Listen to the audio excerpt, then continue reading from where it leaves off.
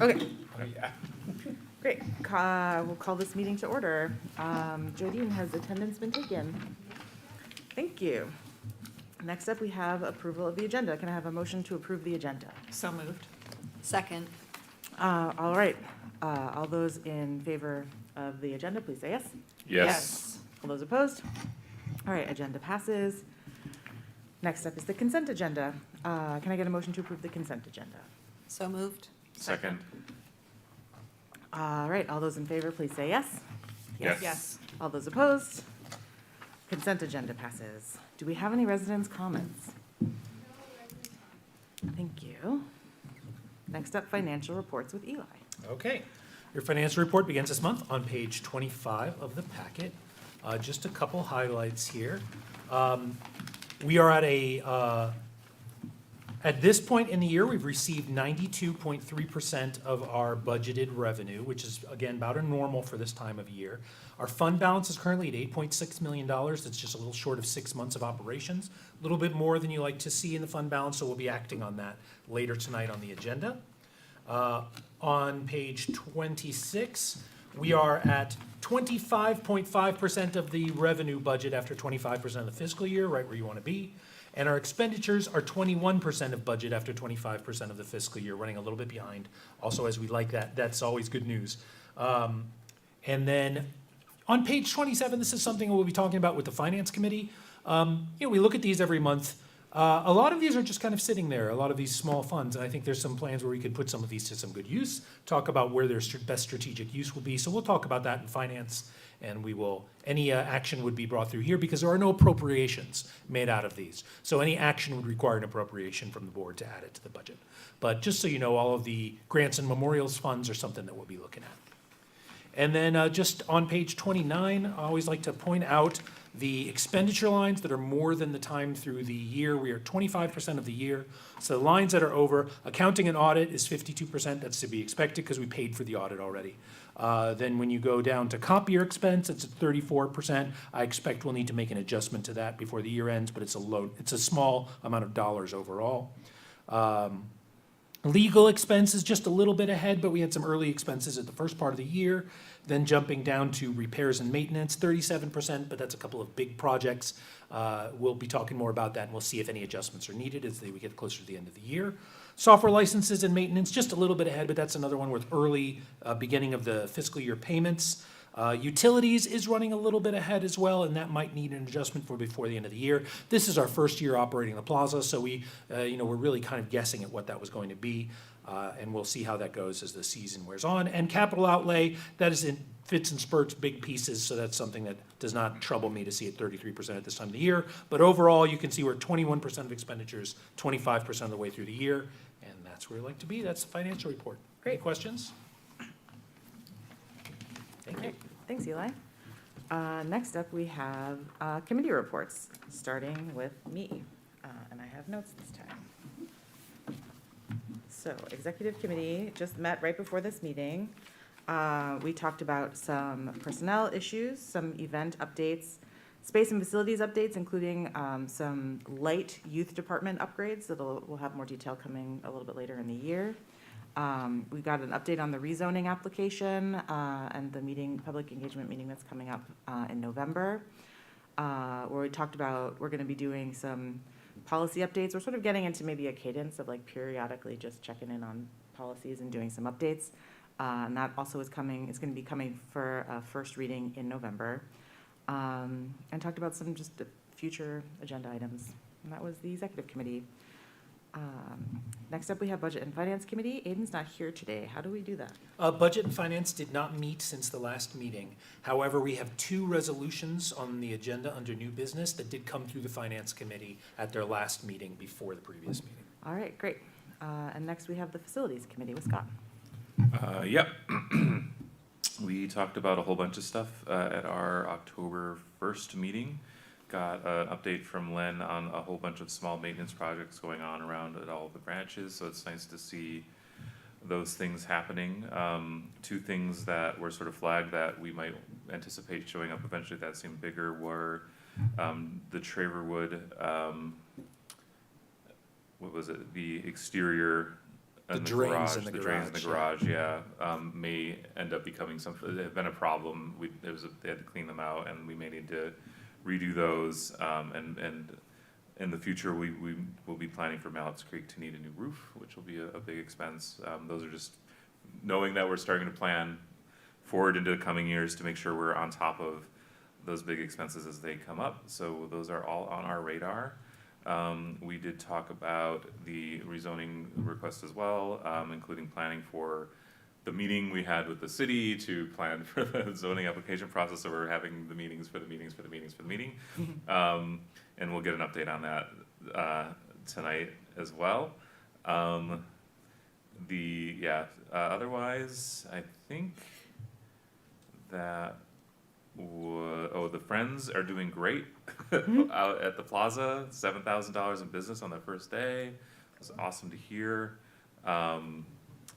We talked about the plaza, potentially considering the need for more overflow parking when we have a whole lot of people coming to an event. The parking lot was full for the Friends opening.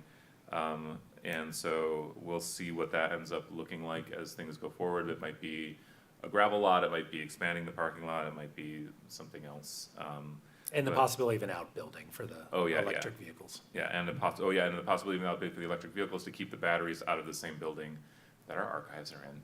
So, so that would be an unconditioned or lightly conditioned space for the batteries in a completely separate outbuilding. And I think that is there anything else I missed, Eli? I think Nope. yeah, or Molly? No, okay, great. Sorry, I flew on a red eye last night, so I'm I'm impressed you made mostly it. here. So thank you all. All right, so that's it for Facilities Committee. Awesome, thanks, Scott. And next up, we have the library report. Okay, so here's my report for October of 2024, starting off with our stat of the month. I thought we would look at some services that we've been doing for a long time over our next several meetings, starting to think about in a new downtown library, what trends we might want to be responding to, and how things have changed, how the space use has changed, particularly to the way this building is set up. So this is a chart of the number of total public computer sessions by location from fiscal year 2019 through fiscal year 2024. You can all see what happened in fiscal year 2021. And also, fiscal year 2020, we were closed for a full quarter of the year. So that's why that started falling off. But you can see that since then, all locations have rebounded and are slowly ticking up, but you can also kind of see the curve is flattening out, so that we're not expecting a lot of big growth there. But, it was a major inflection point, a change for services. I want to say definitively, I don't see a time when we wouldn't offer public computing in all our locations. It's an extremely critical role for the library to provide because it is simply not available anywhere else. It's increasingly something that is essential for interacting with all types of services. However, what is enough computing is changing very, very significantly compared to what we had before. One of the changes that we did here at the downtown library, we removed every other computer so that everybody had more space, and that has been meeting the need very well. One of the ways that we look at this is that we look at what percentage of sessions had to end because someone else was waiting, and even before the pandemic, that was well below 1%, right? So our goal is to make it so that pretty much everyone can use a computer as long as they want to. Right? We should add more computers until everyone can use a computer pretty much as long as they want to. So just to look at how that changed by the numbers, the first column is fiscal year 19, the second column is fiscal year 2023, the third column is fiscal year 2024. So we can see the change year over year from 23 to 24, but also see what percentage of our 2019 business we're having here in 2024. So while most of these increased a little bit over 2023, or in double digits in some cases, overall, most locations have about half as much demand for computing as they did before the pandemic, mostly because if you didn't have a smartphone before the pandemic, you certainly do now. And that goes for all sectors of our community. The members of the unhoused community who we work with a lot, most of them have a smartphone in their pocket through the numerous programs that they're able to access at the Delana Center. So even as a result, it's just a different sort of demand for the computing than we used to have before. So downtown, about half, same thing with downtown kids, I just point out, you can see it's extremely low number, a very small number. That's really just there mostly for adults who want to use their computers while their kids are in the youth department. Westgate, a big change as well. Mallett's Creek, you can see, has changed the least, right, in terms of compared to its pre-pandemic, which is not surprising to anyone who's worked there, because it is a place that tends to be very busy, a lot of demand for the computers and a lot of expectation for that as well. So they still have the same number of computers as they had pre-pandemic, and that's, again, like 99+% of the people who use computers there are able to use it for as long as they want. So just to put that all in perspective, and also it's still a high number, even though it's about half of what it used to be. We still served 73,000 computer sessions in our last fiscal year, so it's a large number. Any questions about this before we move on? Okay. Go ahead, please. I'm just wondering if you foresee any additional adjustments now that things seem to be plateauing? Not necessarily. I think it's more about where you put them and how you position them and like what set of amenities go with it, right? You might do them in a more distributed way, but it's also for staffing and for support, they kind of need to be close to staffing. So I don't think it's a huge change. There were a few days when we thought we might need to put some computers back on the second floor at the downtown library, and that's an option that we have, but it was just a fluke. And mostly it's been very wide availability at almost any time. Do you know, like, what's the average length of use of time? I'm not asking for that, I'm just curious. I don't know off the top of my head.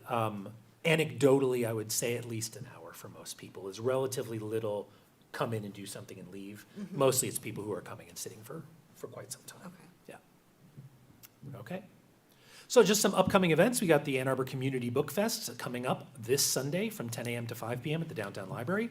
Tiny Expo is coming up on Saturday, December 14th. Now on the first and second floor, we had 305 applicants this year, so it's just huge demand for that. It's from 11 to 6 on Saturday the 14th, and then Whopper, Washoe Area Pickup Robotics at the Plaza on Sunday, December 15th. It's open to the public from 2 to 5:30, and that's a big, excellent event for a lot of our high school robotics teams, and they're very excited. That's coming up.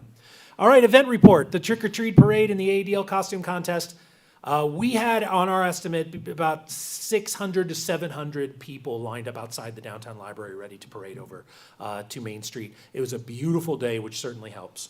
But we will plan that a little differently next year. This was something, it was the first set of this type of partnership with the Main Street Area Association. They've got a great set of things going on over there, and I think we just need to plan. When you say library, you get a lot of people turning out to start up there. So we'll plan that a little differently for next year, but there's a lot of great opportunity. And I met a young Wonka, and as I've been joking, all we need is a millennial Depp Wonka to fit between the two of us. But it was a great day, hundreds of people in the library for the costume contest, and a lot of good time had by all. And that's not even the end, because on actual Halloween, we'll have our 2 Halloween preschool shows at 10:30 and 11:30 on Halloween itself.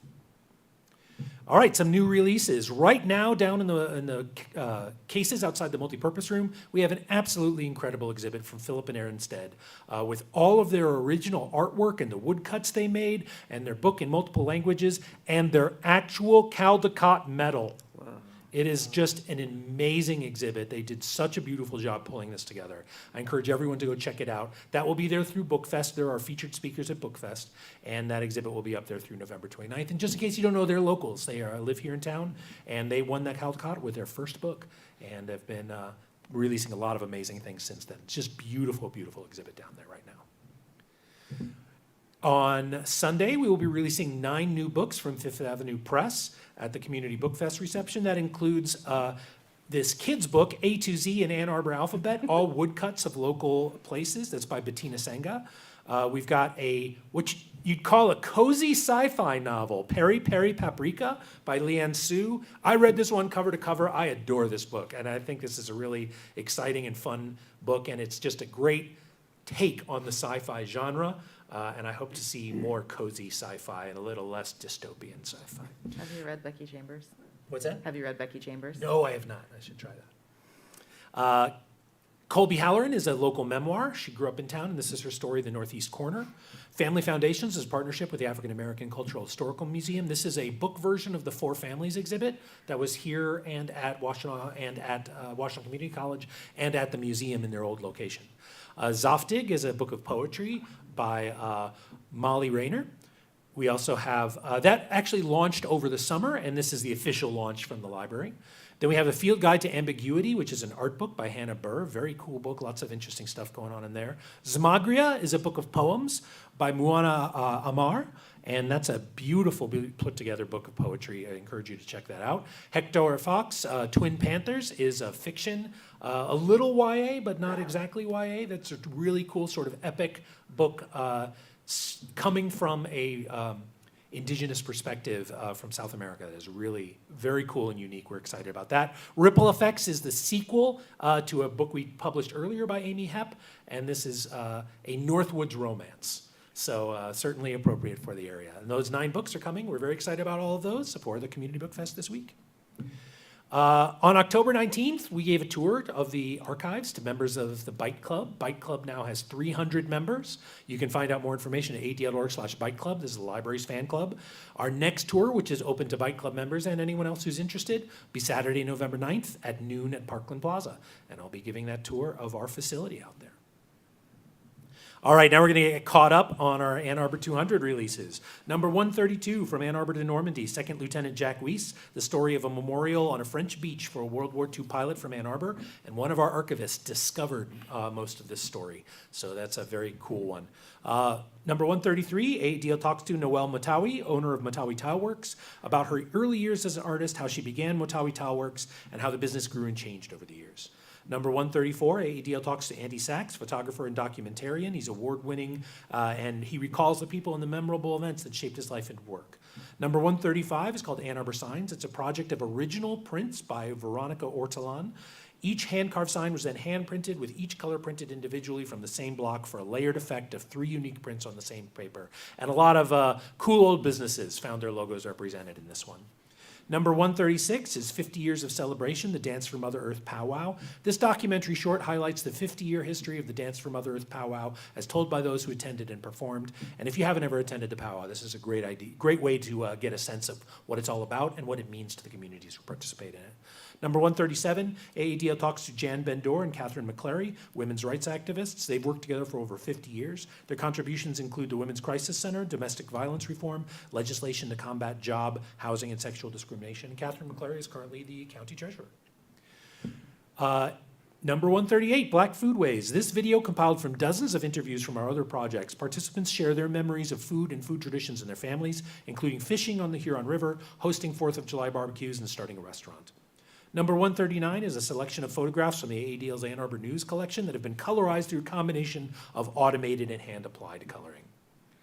Number 140 is Celebration and Recognition, a woven portrait of local female leaders, entrepreneurs, and businesswomen, an original collage by artist Johanna Liao. Number 141 is the Bicentennial Blocks Papercraft. These are printable versions of our papercraft, including 7 iconic Ann Arbor buildings. I think you all got a set of those last week or last month. Number 142 is the online version of The Observer Observed. That's our online exhibit, along with 5 brand new interviews from longtime staffers of The Observer. So if you missed that exhibit, here's a chance to get to see all the images. Number 143 is a documentary, A Day at the Dairy, Ann Arbor's Washtenaw Dairy, shows a single day through the dairy from open to close and a trip through its 90-year history as a neighborhood destination. Number 144 is AADL talks to local printmaker John Gutowski about the changes he has seen in the art world during his time as a visual artist. Number 145 was a partnership with the city clerk's office, showcasing the evolution of voting in Ann Arbor over years in historic photos. Number 146, AADL talks to Judith DeWaskin, beloved teacher from Community High, who tells us about her years in front of the classroom. Number 147, this one's really cool, you should check this out. Selections from AADL's Archives collection of local business advertising ephemera. This is sort of stuff that often gets lost in the shuffle. We've got a great collection of advertising ephemera from places over the years, matchbooks, posters, calendars, all that kind of stuff. Number 148, AADL talks to local artist Chris Reising about creating sets and costumes for a local theater and her involvement with the Book Fest. Number 149 is Setting the Pace, a documentary short about the history of a running town. From Jesse Owens through the Michigamis to the Dexter Ann Arbor Run. This is a great documentary, and if you don't really understand what a running town this is, you will after you see this documentary. Number 150, Condemned to a Soulless Wealth, is a musical composition contemplating LBJ's Great Society speech, which he delivered as a commencement address at U of M in 1964 from a contemporary perspective. And that's by Garrett Schumann. Number 151, AADL talks to Russ Collins, Executive Director and CEO of Marquee Arts, longtime Executive Director of the State Theater, Michigan State Theater, about the changes he's seen and overseen in 40 years. And that catches us up. So that means we have 49 more projects to release before the end of the year. There's a bunch of really cool ones coming. Let's see, we've got a hip hop track. We've got a play about physics. We've got a set of video games about Dr. Chase. We've got a mime performance. There's all kinds of stuff coming, and stay tuned for more information about all of that. All right, for our staff spotlight tonight, we're going to talk more about her when we get to the new business. But I wanted to share a picture of Kelly Konarski, a desk clerk. She's worked at ADL for 21 years. She joined us on July 7th of 2003 as a full-time clerk and branch clerk that later became known as a desk clerk. And I do not want to know how she got up there. But Kelly is absolutely terrific, and we will talk more about it when we get to that item on the agenda. Mention of the month from Twitter user Kara J. Stopped by my favorite branch of the ADL after work. The used book section provided by the Friends of the Library was perfection today. Some for me and some for my middle school counseling office. So that's just a nice reminder of the many places that Friends books find their way into helping the community. Compliment of the month. I love this one. A patron with a baby came to the desk to thank the library for having the cleanest bathrooms and best baby changing stations downtown. Patron commented at the Downtown Library on September 25th. We absolutely love to hear that. And thanks to all of our facilities team for keeping them so clean and everything in good repair. Complaint of the month. Patron at Mallett's Creek Branch was angry about our category system. He said he couldn't find the John le Carré books because they were in espionage instead of mystery. I tried to explain to him and showed him how to navigate it, but he still wished to register that we are contributing to the dumbing down of America. He also mentioned that we should have inaccessible stacks where we can keep books that we can pull for patrons, and that too many women are writing books these days. So we just wanted to include his entire perspective. Sometimes it's helpful. Patron comment at Mallett's Creek from October 16th. And that's my report. Any questions? I have new books questions. Yes. The covers are gorgeous. I'm wondering about the designs for those. So it's a mix. There's some of them that are done by our in-house designers. For example, Ripple Effects was an in-house design. Zamagria was an in-house design. Peri Peri Paprika, I think, was an outside illustrator. The four families we did, most of the covers are designed sometimes with support from external illustrators.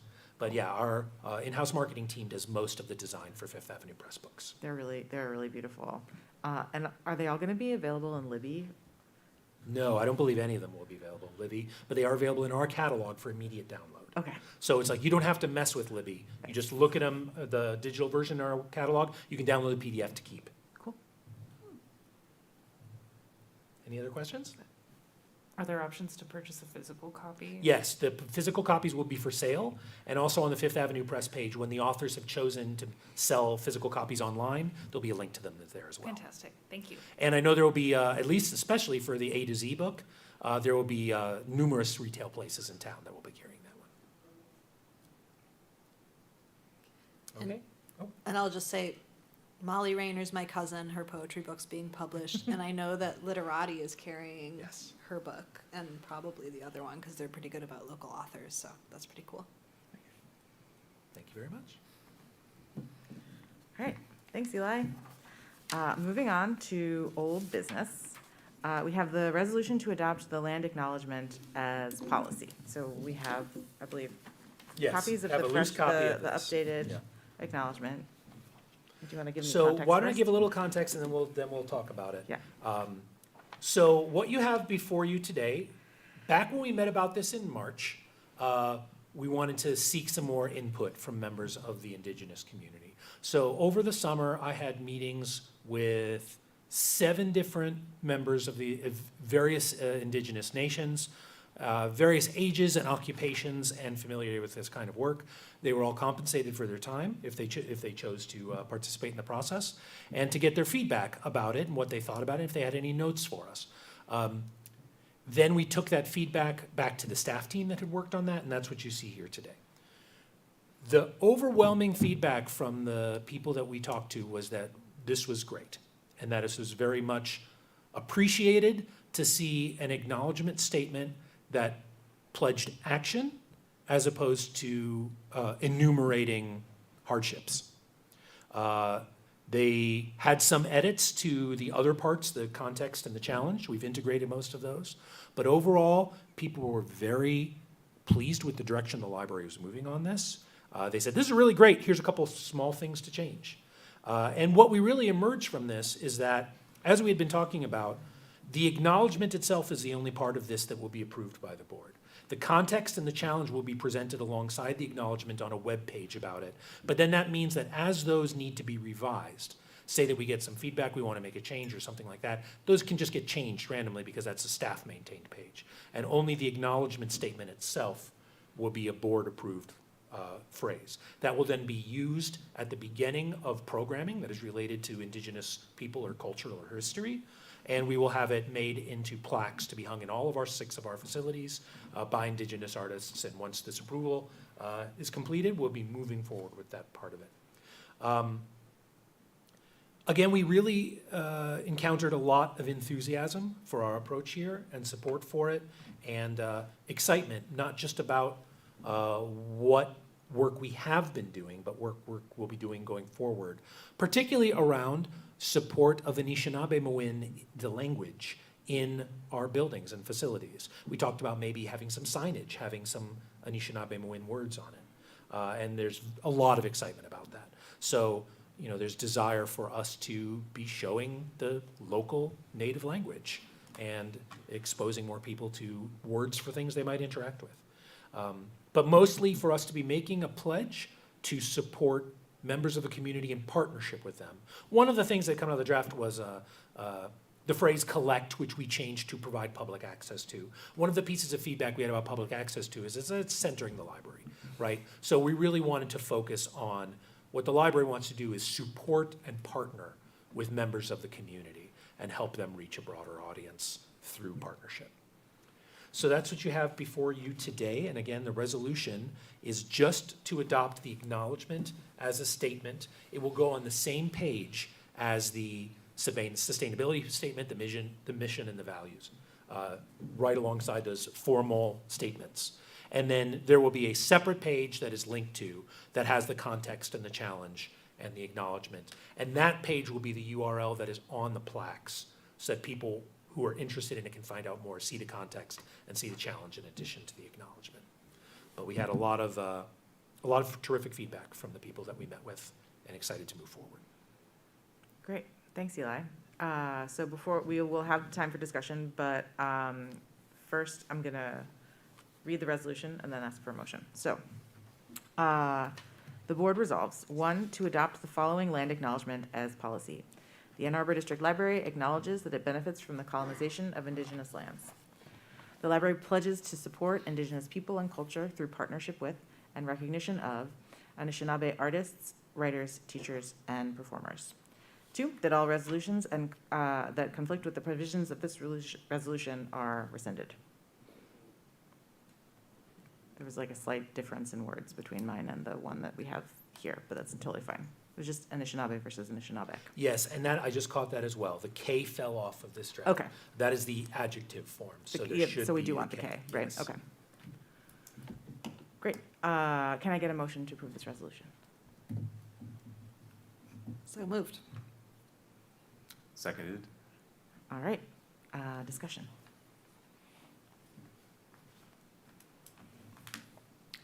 Just a question, so maybe you said this and I missed it. We talked about having something that can be read at relevant events. Is this the thing? That's what this is. The acknowledgement Yes, piece? the acknowledgement is the piece that will be Okay, I read just at the wanted to beginning of make events. sure that was clear. Yeah. Okay. I'm glad we took our time and really thought about what we were saying and how we were saying it and got the feedback from multiple perspectives to get it right. I agree with Scott's comments. I'm glad extra time and care was taken and that a wide range of feedback was considered.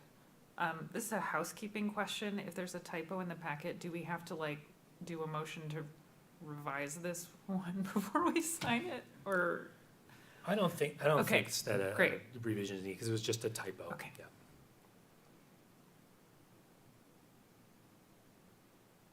no additional comments. I wondered about an amendment to the resolution, to the acknowledgement, to also include, I think the word writers is supposed to reference this, but I was wondering about the inclusion of the word scholars in the acknowledgement, really to kind of encompass a range of both artists, creators, and thinkers about the culture. And I'm happy to propose that amendment, although I don't want to belabor the points. It works for me.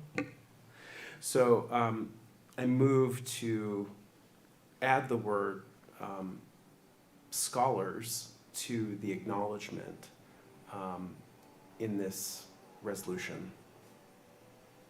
Seconded. Thank you. And then we vote on the motion to amend.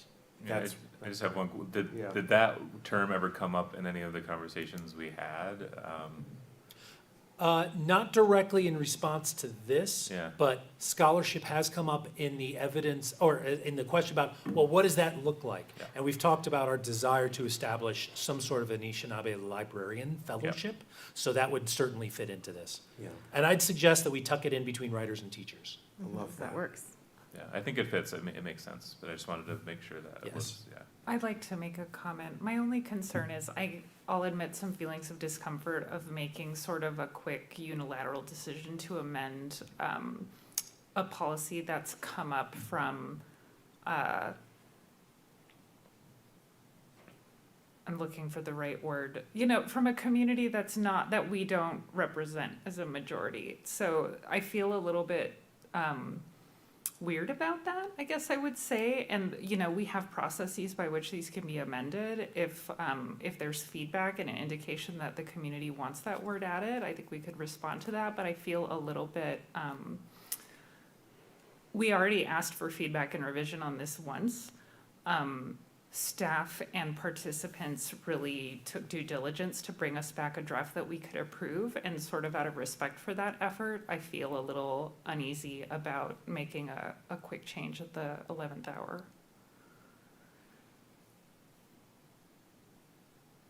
Well, I think a vote on the amendment is next. Unless there's any further discussion. Yeah, no, I'm sorry, I was That's thinking okay. for a second, because I think that was some of the feeling I had the last time around too, was we don't want to be doing this at the table, that we need to, it's been up through both community members and also a staff committee. So maybe, yeah, I guess if we were to pass it today and then change it, there's gonna be plaques happening, right? So I'm thinking about the timing. I guess, Lisa, I'm curious about, if we were to try and, I guess both of you, Lisa and Jim, if we wanted to try and get scholars in here as well, what kind of input would we want for that? And also, do we want to think about putting scholars in, if it makes sense in context or challenge, and we sort of, it maybe doesn't. As I'm looking at them, it really makes sense in the list of roles, but just opening it for more thinking and discussing before we take a vote on the amendment. I'll note, I'm not, my desired outcome is not additional discussion and rounds of revision. Overwhelmingly, I would like to see this resolution adopted today. I think the question for me is whether we amend it or not. And, I'll certainly respect whatever the majority decides. Do you have anything else to add, Jim, or? I mean, just that Anishinaabe scholars exist, and there is Anishinaabe scholarship, and it's a big area of, concern down the road at our, flagship institution. And that was triggered by my thinking also about like the language, which is a huge area of study and I think culture bearing. I cannot speak for the community. I also, I think that there's something, it feels like it's missing to me. That, I guess that's sort of my reaction. Is that a lot of these things are sort of like culturally, they're cultural expressions, interpretive cultural expressions, and not necessarily academic or historical cultural expressions. I don't think necessarily there's really there's very like strict boundaries between these forms of expression either. So I don't want to set anything up into like a binary, but it feels like it's missing. Although I also understand your point of view, and given that our charge was really for you to take this and socialize it with various community leaders, I also have great respect for that, and I think it's come through a really great process. So Great. All right, we're gonna take a vote on the motion to amend. So all those in favor of amending to add scholar between writers and teachers, please say yes. yes. All those opposed, say no. No. No. All right, so the amendment does not pass. I think this might be a first in my time on the library. It's amazing. But thank you for bringing it, Jim. Okay, any further discussion on the original resolution? All right. Wait, did we move? Yes, we moved already. So now, all those in favor of adopting this acknowledgement as a policy for the library, please say yes. Yes. All those opposed? All right, motion passes. Great, thanks everyone, and thanks Eli and to Thank all you. of the community members who contributed to this process. All right, next up, we've got an update on the exterior and structural system of the downtown library with Len Lamori. And Len actually couldn't be here All tonight, right. so I will be doing this. Great. All right, That's very let's, Wow. here's some mortar in your face. So what you see here is a cross-section of, this is the repair that's currently in process. And let's see, you can see my pointer here a little bit. The flashing comes down here inside behind the brick. It goes along the top of the not supposed to be there brick shelf, right? And then it dumps right here. And this is essentially where the problem comes from, is that any water that got inside the building, and water always gets inside the building, the goal is to get it back outside the building. Instead, the water from the top floor would come down here, go under the seam, and then be dumped back inside the building, right? So again, we haven't seen water inside the inner wall of the building, which means there's been water between the walls of the building. And you can see that has led to the swelling of this steel shelf. That's what's pushing the displacement off. So it's as we've been expecting it here. This is what it looks like pretty much. I've got another photo at the end, but what happened here is that you may remember these beams looked a lot rustier. We have epoxy primed the beams that we are behind what we've opened. You can see these things here are the new tiebacks that we're missing, okay? So those get implemented like this. So the tieback connects to the frame and then is mortared into the joint. That's what's supposed to be there. This buckling wouldn't be happening even with the swelling, if the tiebacks were there appropriately. So we are putting them in for the places that we open, okay? But you can imagine how this amount of work is not realistic to do all the way around behind every single brick on the whole thing. What you see here is what this looks like just as of this afternoon. That is the outside wall of my office, so I'm intimately aware with every chink and buzz and everything that they've been doing over there. But they'll be working on buttoning this up this week. Then they will be continuing along this wall, because you can see one of the worst places here is right here. You shouldn't be able to see that shadow there. So you've got maybe 4 courses that are pumped out from there. So we'll be opening that up and replacing that as well. And then we will be checking, I believe, a total of 10 spots, okay, where we open up the corner. We're going to open a couple places in the middle. Here's a view where you can see this is the seam in question here, and you can see over here where some of that is just not lined up the way that it is supposed to. So we're gonna open up some of those spots and see if this is the case all the way around the building. And then we are planning to apply mesh to this joint, to the outside of the joint, all the way around the building, and that is a semi-permanent solution. So what that does is once we determine, we've looked inside and seen what the impact on the structural system is, we will be covering that entire seam with expanded steel mesh screwed into the building, so that even if the event that some of these mortar joints actually fail, we won't have to worry about bricks falling off the side of the building and landing on someone, because that's really the main risk, aside from the overall slow deterioration of the structural system. Again, we are not seeing any of the signs inside the building that you would be seeing if there was sagging or settling or anything that was scary to inhabitants. It's mostly a risk of people getting hit from a brick falling off the building on the side of the building. All right, so we will be proceeding with these repairs in small pieces. We'll be basically patching up each one before we move on to the next one. We're gonna go as far as we can before it gets too cold for mortar joints. So that's the status of this. Any questions about any of that? That first photo you showed, I noticed the middle section you pointed out immediately from when this, or next one, I think. Nope, next. Keep going. That one. Yes. Yeah. Has any of this, has there been any visible change between when the problem was first identified to now? Yeah, it was covered up with plywood most of the summer, and that joint, this one here, definitely looks worse with the plywood off than it did before. Yeah, in my head, I was like, I definitely don't remember that being Yeah. there before, so. Yeah, okay. it was really maybe only 1 or 2 courses when we first noticed it, and it looks like it's sagging. But also, they've been poking at it, and there's a construction project going on next door, so there's a lot of vibration happening. So it's understandable that this would not be stable at this point. So any questions about any of this? That still doesn't solve the water problem, right? No, well, the places we open, we're fixing the flashing, I see. right? Okay. But we're not gonna be opening the whole seam all the way around. So it's like we're fixing, bringing it up to code, and that's what these pieces are, bringing it up to code with the places that we fix, right? But the places that we don't open are gonna be protected with the mesh and won't actually have the problem resolved. So the mesh is gonna go all the way around. Mesh is gonna go all the way around the seam between the 3rd and the 4th floor. How ugly is it? It's pretty ugly, yeah.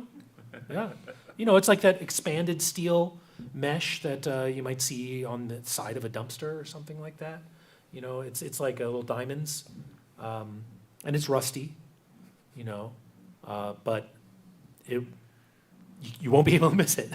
But then you won't be able to notice that some of the bricks don't match behind it. Excellent. But it's a risk that's just really hard to predict. And it's like, ultimately, it's hard to put the cosmetics temporarily up against a risk like that. Oh, yeah, no.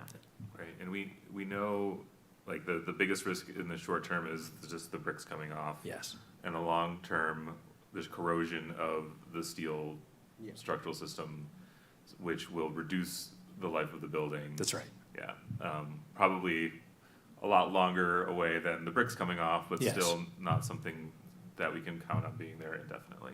Yeah, I mean, because it's not, you can't take off all the bricks and prime all of that. We have to rebuild the building to do that, essentially. Okay. Yeah. Is the cost of this what you were expecting? So far, if it exceeds what was appropriated last month, then we'll come back for more. But so far, it looks to be within the specs, because you can, it's a couple guys being mobilized. It's the sidewalk closure and things like that, and we were able to obtain most of the remaining bricks of this size that exist in the U.S. So we should be able to patch most of the holes that we have to open. Any other questions about this? Okay, well, this isn't an item of action, so we will keep you posted as that goes ahead. Awesome. All right. Thanks, Eli. Next up, we have an update on the rezoning of the downtown library. Yes, okay. So we have begun the process with the planning department to request the rezoning of the downtown library to enable the possibility of a project like the feasibility study that we released in 2019 specified. This does not do anything other than make something like that possible. And A planning department understanding that has waived the requirement for there to be any renderings or drawings of a project, because there is no project. This is a rezoning based on the surrounding parcels and a location within downtown, and for planning commission to consider based on what we would like to be able to do with it, not because we have a specific project in mind. It is the same engagement process as you would go through with any rezoning, which is that you notify everyone who lives within 1,000 feet of the parcel to be rezoned. That's what this circle shows, 1,000 feet. That includes Tower Plaza, that includes several of the new student apartment buildings, that includes the numerous housing in Germantown. It includes several of campus buildings. So we are sending out 3,800 postcards to the 3,800 residents that live within this 1,000-foot circle, notifying them of the upcoming meeting. The rezoning request resident feedback meeting will be happening on Tuesday, November 19th from 6:30 to 7:30 p.m. That is in the basement of the downtown library. So everyone inside the circle will get a postcard about this, and it'll be posted on our website as well. And then we take from that meeting the feedback, the comments we received, and that's part of our application to the city. Alongside, there is some surveys that we will have updated. There's an Alta survey, which is basically a title survey, and an existing condition survey, and we're working with Washtenaw Engineering to have those done, and that will be part of our application as well. Once it goes to the city, it's 2 to 3 weeks before it puts it on the planning agenda. Once planning reviews it, then it has, and if they approve it, then it goes forward to city council for final consideration. So hopefully this will be happening in December or January, and we'll see. It depends on if depends on when it makes the planning agenda, and if planning has a December meeting. That's the primary determinant. But this will be an opportunity for anyone who has questions or concerns to come get their questions answered about the project. Of course, once we actually get into a project, that'll be a robust public process, robust public engagement, all that discussion. So this is just about changing the zoning, not anything really about the building itself yet. Any questions about any of that? We will have 3 trustees in attendance that evening to be sure if there's any questions that need to be answered. Okay. Great.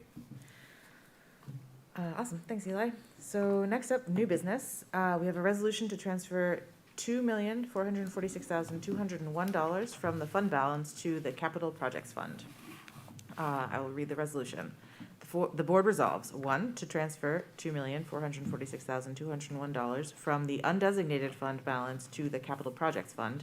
2, that all resolutions and parts of resolutions that conflict with the provisions of this resolution are rescinded. Can I get a motion to approve this resolution? So moved. Second. All right, discussion. So just to put this in perspective, that number is last year's operating surplus. So this is taking what we ended the year with last year, moving it into the capital fund. And that will bring our undesignated fund balance down to about $6 million, which is more around between a third and a quarter of, or rather, just over a third of annual budget, which is about appropriate for an organization of our size. Also, the capital fund is fairly low after finishing the plaza. So this is a good time to be putting some more money into the capital fund. Any questions? Sounds good. All right. All those in favor of moving the funds to the capital fund, please say yes. Yes. All those opposed? All right. Motion passes. Next up, we have another transfer resolution. This is the resolution to transfer $80,000 from the fund balance to the special projects fund. And I'll read this resolution. The board resolves, 1, to transfer $80,000 from the undesignated fund balance to the special projects fund. 2, that all resolutions and parts of resolutions that conflict with the provisions of this resolution are rescinded. Can I get a motion to approve this resolution? So moved. Seconded. All right.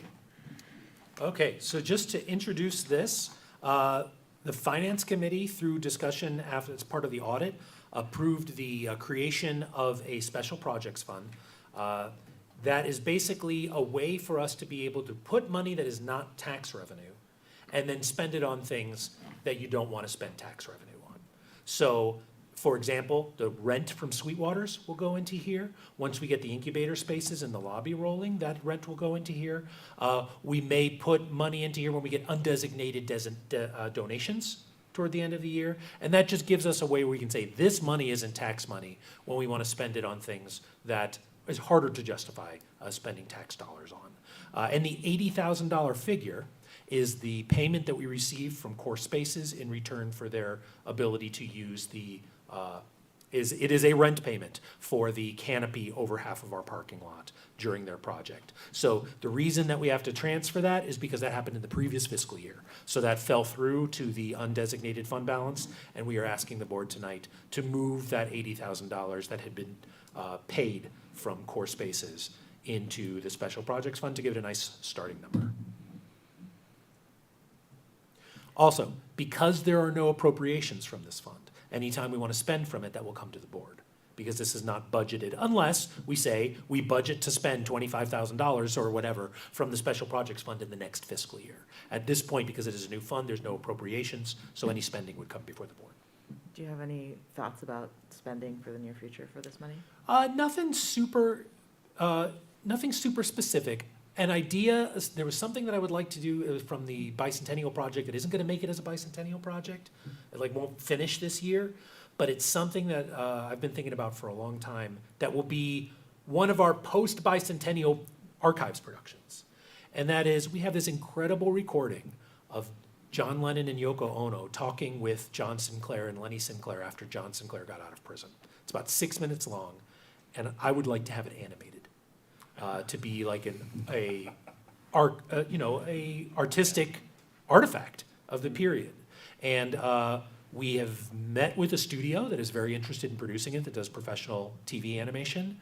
And they have an animator who's super into the Beatles and that sort of era of graphics. And we have all the stuff in the sun.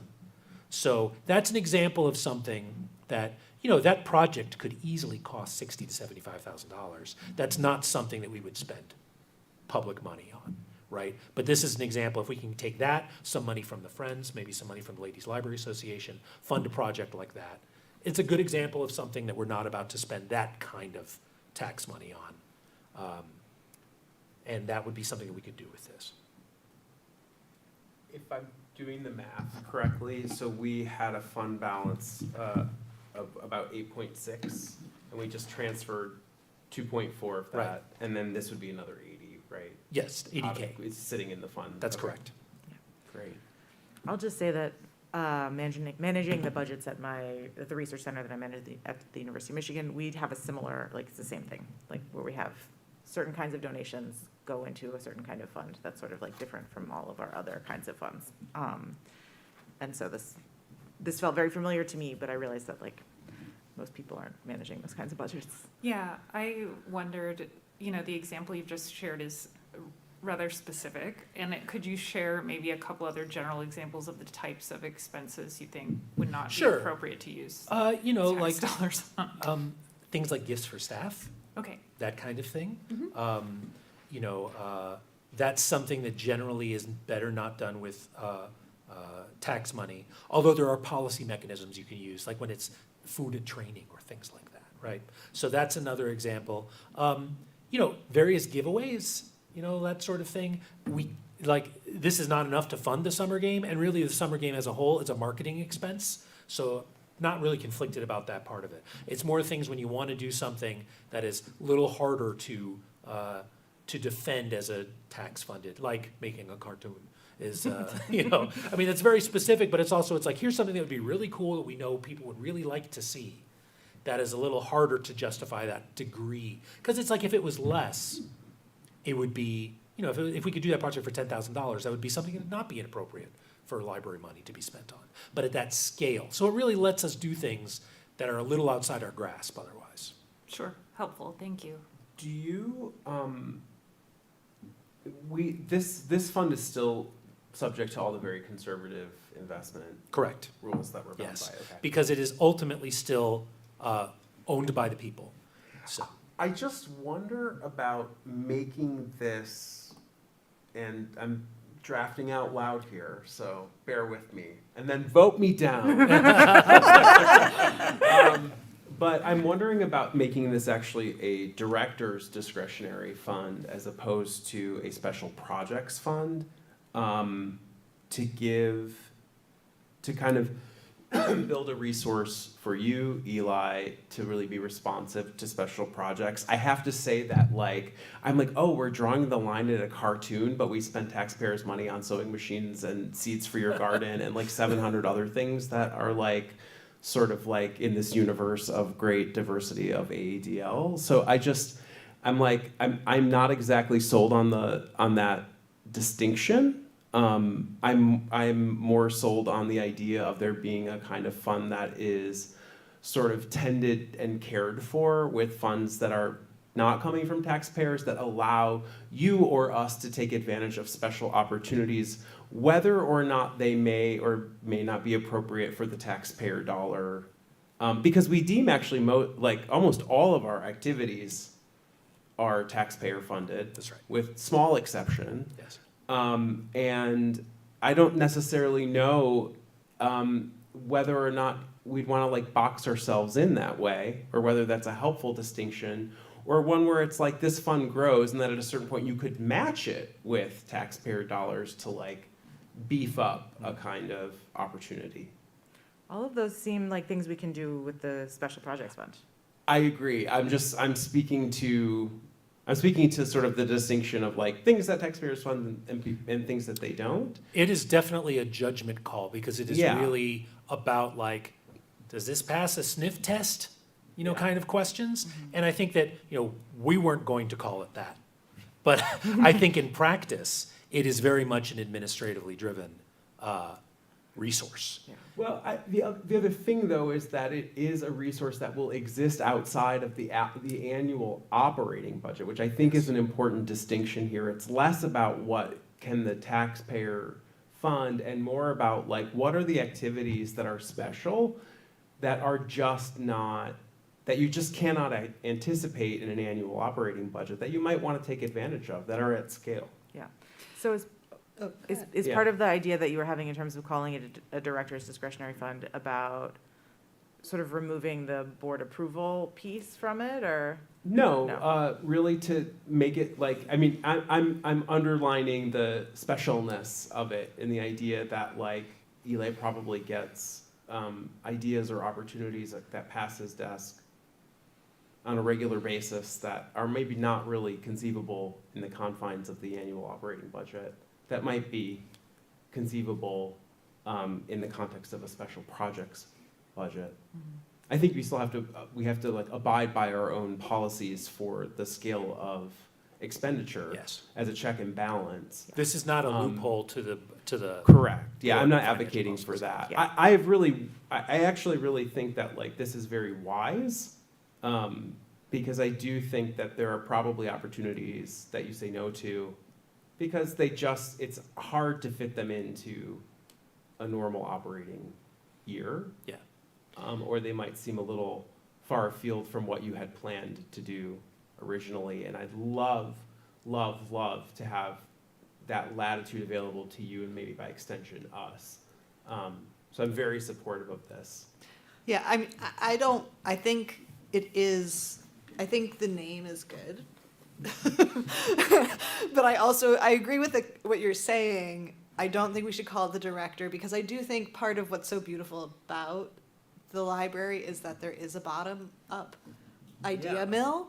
And so I think having it be special projects, and maybe it comes from the director, but maybe it comes from someone else who gets an opportunity, right? So it's a broader concept, but I like the idea of this fund and making it really clear that one of the things I love about the Ann Arbor Library is that it's experimental.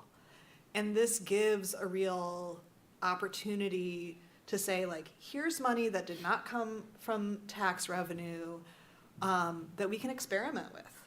And I just kind of building on what you're saying is like that this gives some leeway with checks and balances, but there's still it's another way that the Ann Arbor District Library can continue expanding its experimental kind of way of being. Ethos. Yeah. Yeah, Ethos. practice, That's right, culture, all of ethos. that. Yes, Yeah. thank you. That Yeah, was the word I and- was looking for. And it's entirely unrestricted, which I think is the key. It's not. It's Yeah. less. It's stating what it is rather than what it is not, which is that it is an unrestricted source of revenue that has very little strings attached to it and expectations attached to it. So that thereby Yeah. creates like a use case that is, expansive.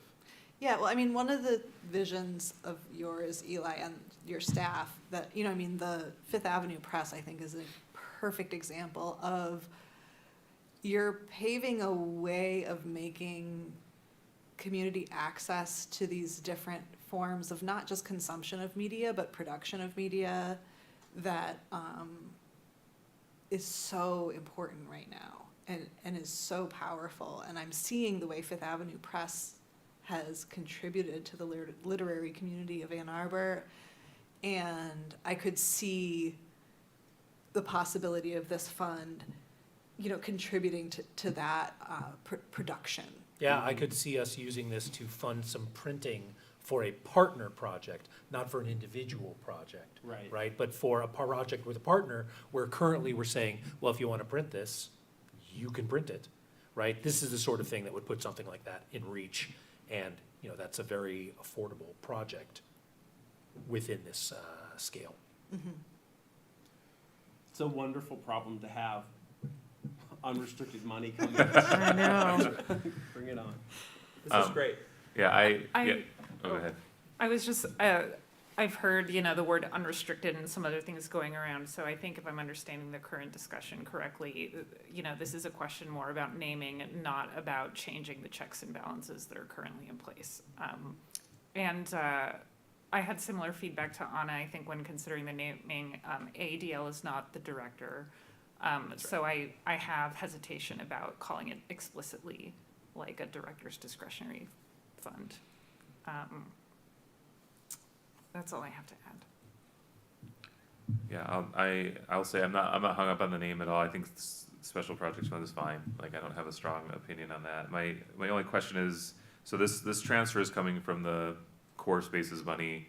There's an example of another source of funding in the Sweetwater rent. Would that automatically, something like the Sweetwater rent, then automatically start going into this fund? Yes, Okay. that already happened. If you Okay. actually look on page 30, the Special Projects Fund now shows up on a column. And you can see it currently has $8,400 in it, which is what Sweetwater's rent that has arrived since it was established. Okay, Great. so any source of money we identify as not having any kind of, that's not taxpayer money, it doesn't have any other kind of restriction imposed upon it, will then That's the automatically idea. go And into this really, fund. that is limited to incoming rent and, it's practically limited to incoming rent and donations. Right. Because at this point, we really don't have any sources of revenue aside from the tax money. in Right, those. and I imagine periodically we will get donations that are not restricted. Yes, it's quite frequently that they're not, sometimes it'll be like for the collection or for events or things Right. like that. But a lot of times it's not designated at all, in which case we would put it in here. And to, And what about the Friends? The Friends money, they have their They have own their own fund, fund. They and have that's their own, actually and that listed would stay. separately. And Yeah, that would stay. and something Yes. to be clear is that the Special Projects Fund already exists. Yeah. It got made. yes. it Yeah. exists. And so what we're really talking about is just this one transfer, but it's the first time we've Sure. interacted with this Yeah, fund as a board. So that's what's actually under discussion, is just the transfer rather than the creation itself. For my own understanding, so prior to the existence of the fund, things like rent from Sweetwaters would go into the undesignated fund balance, then That's- we would move it that's as. Yes, although it was booked as revenue, like it Okay. was budgeted to receive that. Okay. We'll still be budgeting to receive it, because this isn't separate from the general fund in actuality. It is a column for transparency purposes. Yeah. Does that answer your question, Lisa? Yeah.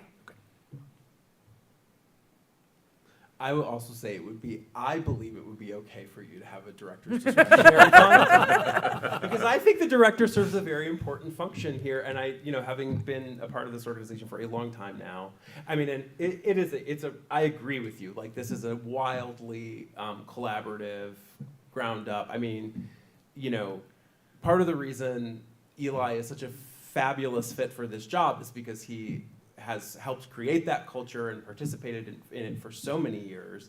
So I will just say that I think the director could have a director's discretionary fund, but that is not on the agenda tonight. That's right.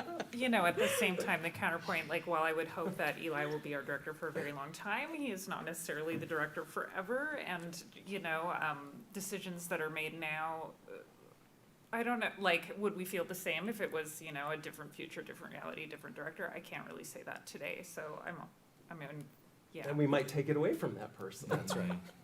Well, but there is also the, like, giving cover to the director that, like, Yeah. I can imagine certain elements who would, you know, object to, like, the slush fund for a director and, you know, the. Well, the and really, that's perception. part of why we wanted to name this and get it on the governmental funds sheet, Yeah. so that it's not shadowy, right? It's like, Yeah. here's where that revenue goes, and now we're spending it on X, Y, or Z. I just want to let Lisa know that when Eli accepted the job, he declared his intention to die in it. I don't believe that's the way I phrased